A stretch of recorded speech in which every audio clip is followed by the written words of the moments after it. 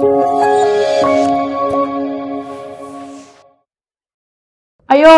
minta dong ini data ini dong, minta dong data ini dong. Nah, kalau misalnya ada sistem, sudah ada di dalam satu sistem, kita tinggal minta loginnya aja, kita bisa lihat data tersebut.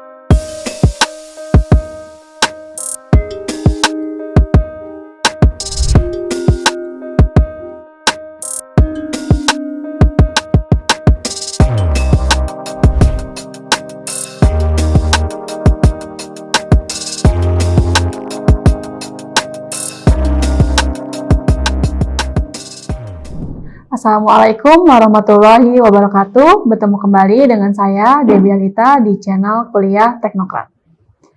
Oke, selamat pagi semuanya. Semoga kita semua selalu dalam keadaan sehat. Hari ini kita akan kuliah tentang pengantar sistem basis data. Nah, kalau kemarin saya sempat menyampaikan tentang apa aja sih topik-topik yang akan kita bahas selama semester ke depan. Termasuk yang pertama yaitu konsep basis data, dan hari ini saya akan menyampaikan materi tersebut. Oke. Nah, sebelum kita mulai, saya akan memberitahukan terlebih dahulu tujuan dari pembelajaran konsep basis data ini adalah yaitu kita diharapkan dapat memahami arti dari sistem basis data itu apa sih, kemudian komponen apa saja yang terlihat dalam sistem basis data, dan konsep dasar dari sistem basis data itu apa aja. Oke. Selanjutnya ada konsep dasarnya dulu yang perlu kita ketahui. Jadi ada sistem berkas. Nah, sebenarnya sistem basis data ini merupakan salah satu inti dari sistem berkas, yang artinya untuk mengetahui bagaimana cara kita menyimpan data dari file tertentu dan organisasi file yang akan kita gunakan, gitu ya. Jadi memang sistem basis data ini diperuntukkan untuk menyimpan suatu data yang memang penting bagi suatu perusahaan, seperti itu ya. Kemudian sistem akses. Nah, selain kita simpan data tersebut, kita juga dapat mengakses data tersebut. Nah, nanti yang kita cari adalah informasi-informasi terkait data yang kita simpan, seperti itu ya. Nah, kemudian ada organisasi file, yaitu merupakan teknik yang digunakan untuk menggambarkan dan menyimpan pada file. Nah, nanti di praktikum kita akan mempelajari tentang organisasi file ini ya. Jadi bagaimana cara kita membuat basis data itu, termasuk ke dalam bagaimana membuat tabel-tabelnya, menginput datanya, atau memanipulasi datanya, seperti itu ya. Oke, kita lanjut. Nah, di sini ada pengertiannya terlebih dahulu ya, pengertian basis data itu apa sih gitu ya. Menurut Surbakti 2019, basis data itu merupakan sekumpulan data yang saling berhubungan dan suatu himpunan program yang melakukan akses terhadap data tersebut dan menghasilkan suatu sistem informasi. Ini sistem basis data ya, pengertiannya menurut Surbakti. Nah, selanjutnya di sini kita akan membahas tentang komponen basis data. Nah, komponen basis data itu ada apa aja sih? Yang pertama ada data. Data ini kalau memang sangat penting di dalam basis data. Kalau nggak ada data kita nggak bisa ngapa-ngapain gitu ya. Jadi data ini akan tersimpan secara terintegrasi dan dipakai secara bersama-sama. Itu ya intinya. Kemudian ada hardware, yang memang pastinya teman-teman mahasiswa udah pada tahu semua ya hardware itu apa. Dan juga ada software, kemudian terakhir ada user. Nah, 4 komponen ini sangat penting dan mempunyai peran yang memang harus ada semua ya, saling melengkapi di dalam sistem basis data. Nah, kemudian kita akan bahas satu-satu. Di sini ada data. Jadi ada ciri-ciri data di dalam database itu. Yang pertama ada data disimpan secara terintegrasi. Jadi maksud dari kalimat ini adalah database itu merupakan kumpulan dari berbagai macam file dari aplikasi-aplikasi yang berbeda yang disusun dengan cara menghilangkan bagian-bagian yang lengkap. Jadi intinya, kenapa sih data itu sangat penting dalam database? Kenapa juga database itu memang harus digunakan di dalam sistem itu karena memang kita untuk menghindari redundansi data, yaitu data rangkap ya. Coba bayangkan saja nih kalau teman-teman menyimpan data ya, kalau tidak di database, nah kalian harus menulis di buku atau di Excel, itu bisa jadi kalian ada namanya data rangkap yang bisa nanti membingungkan kita dan bisa juga mengakibatkan kesalahan yang fatal ya. Nah, itu bisa jadi. Nah, sehingganya memang database ini sangatlah penting untuk sistem-sistem di perkantoran ya. Kemudian yang kedua, data dapat dipakai secara bersama-sama. Nah, ini juga salah satu kelebihan dari database ya. Jadi data itu kita bisa pakai bersama-sama ya. Dalam artian, nih misalnya ada data mahasiswa, kemudian ada juga data dosen ya. Jadi nggak hanya dosen yang bisa melihat data dosen. Nah, mahasiswa juga bisa kalau dia punya akses masuk ke dalam sistem, mahasiswa juga bisa pakai data dosen tersebut, melihat data dosen tersebut. Begitu juga sebaliknya, dosen juga bisa melihat data mahasiswa tersebut kalau memang mereka punya hak akses login di dalam suatu sistem gitu ya. Nah, jadi inilah arti dari data itu dapat dipakai secara bersama-sama ya. Nggak mesti kita kesulitan nih, ayo minta dong ini data ini dong, minta dong data ini dong. Nah, kalau misalnya ada sistem, sudah ada di dalam satu sistem, kita tinggal minta loginnya aja, kita bisa lihat data tersebut gitu ya. Itu artinya. Oke, next. Nah, ini ada hardware seperti yang seperti yang udah teman-teman ketahui, pasti sudah dibahas di dalam pertemuan semester pertama ya. Hardware itu perangkat keras ya, yang memang pastinya kita gunakan semua, termasuk monitor, keyboard, dan lain sebagainya ya. Kemudian ada juga soulmate-nya, yaitu software. Nah, ini kalau nggak ada software ya kita juga nggak bisa membuat database ya. Jadi kalau software di sini yang berkaitan dengan database itu ada DBMS yang kemarin pertemuan sebelumnya sudah saya bahas. Itu DBMS itu ada MySQL, SQL Server, ada Microsoft Access, ada MariaDB dan sebagainya ya. Nah, yang kita akan pakai di sini yaitu MySQL ya.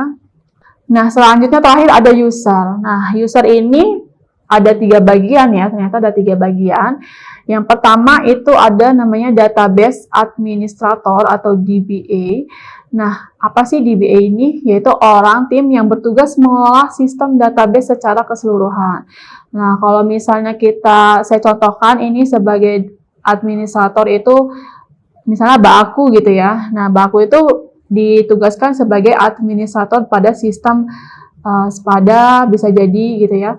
Nah, atau sistem-sistem administrasi lainnya itu mereka berperan aktif atau mempunyai hak akses sebagai administrator. Jadi mereka mengelola sistem basis data secara keseluruhannya.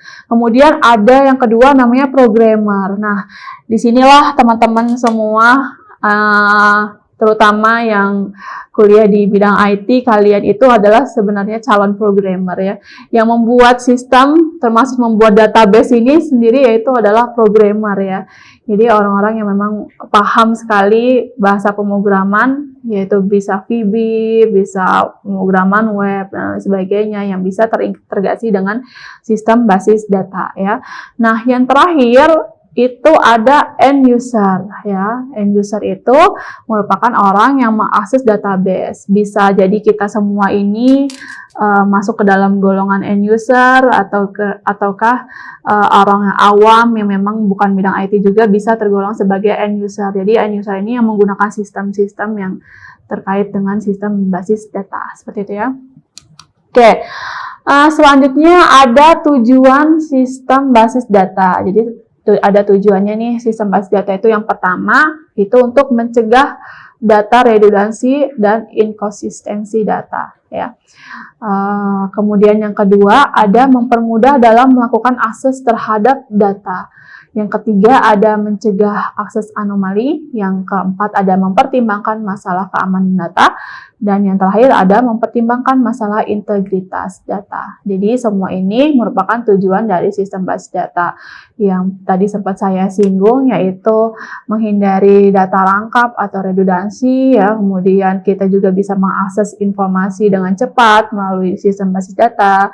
Kemudian ada mencegah akses anomali. Anomali itu adalah kesalahan-kesalahan pada saat mengoperasikan sistem basis data ya. Kemudian ada mempertimbangkan masalah keamanan data ya. Jelas kalau memang kita punya akses terhadap sistem, data tersebut dijamin aman gitu ya. Tidak semua orang bisa akses. Nah, kemudian mempertimbangkan masalah integritas juga tadi itu ya, yang bisa share bersama-sama gitu ya. Oke, selanjutnya ini ada keuntungan pemakaian sistem basis data, itu sama halnya dengan tujuan tadi, mengurangi redundansi data, kemudian ada menghindari inkonsistensi data, kemudian terpeliharanya integritas data, kemudian ada data dapat dipakai bersama-sama, yang kelima ada memudahkan penerapan standarisasi, yaitu menyangkut keseragaman penyajian data ya, dan yang keenam ada jaminan security, tadi keamanan, kemudian yang terakhir ada menyeimbangkan kebutuhan ya. Next, kerugian pemakaian sistem basis data. Nah, jadi nggak hanya ada keuntungan aja nih sistem basis data, ternyata ada juga loh kerugiannya. Jadi kerugian apa sih yang kita maksud di dalam sistem basis data itu? Ternyata ada mahal ya, mahal. Jadi mahal ini sebenarnya menurut saya nggak terlalu sangat merugikan sekali. Lebih rugi lagi kalau kita nggak pakai sistem basis data ya. Jadi kalau mahal ini ibaratnya nggak ada artinya ya. Dengan jika dibandingkan kalau kita tidak menggunakan sistem basis data. Ternyata mahal itu dalam artian hardware-hardware yang kita butuhkan ya, apalagi kalau misalnya kita membangun sistem untuk data yang jumlahnya besar gitu ya. Nah, itu kita bisa pakai servernya, beli servernya, kemudian CPU-nya harus yang dengan standar-standar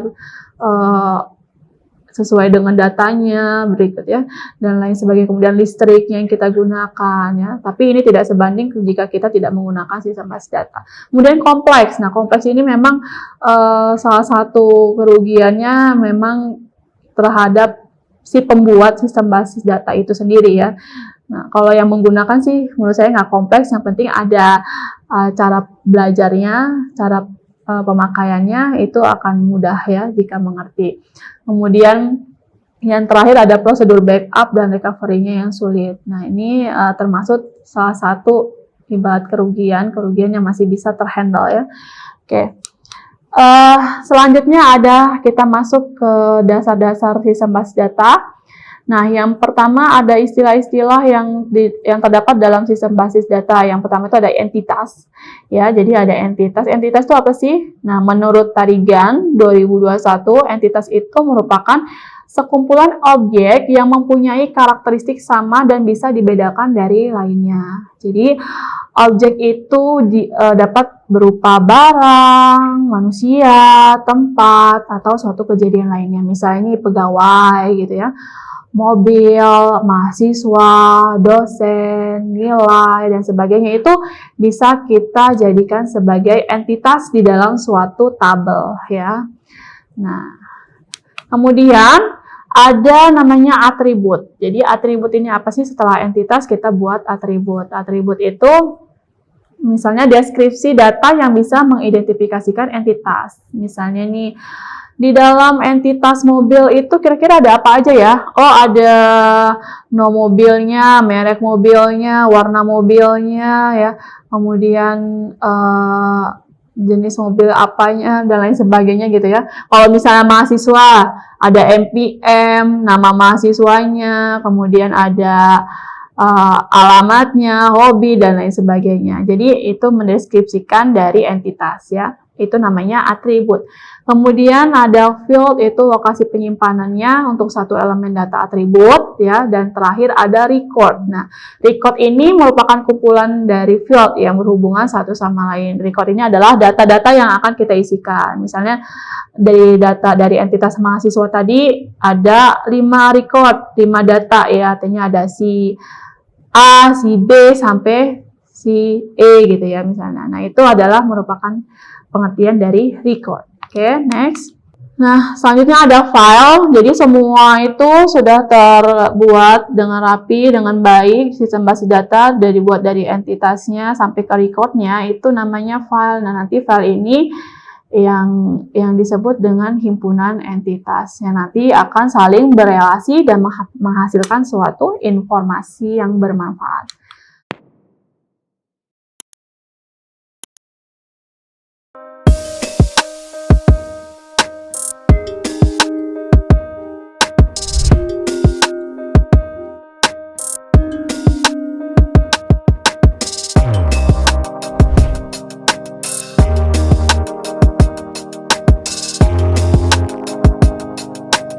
Terima kasih sudah menyaksikan video pembelajaran ini. Jangan lupa like, komen, dan subscribe, serta nyalakan tanda loncengnya agar kalian tidak ketinggalan informasi update lainnya.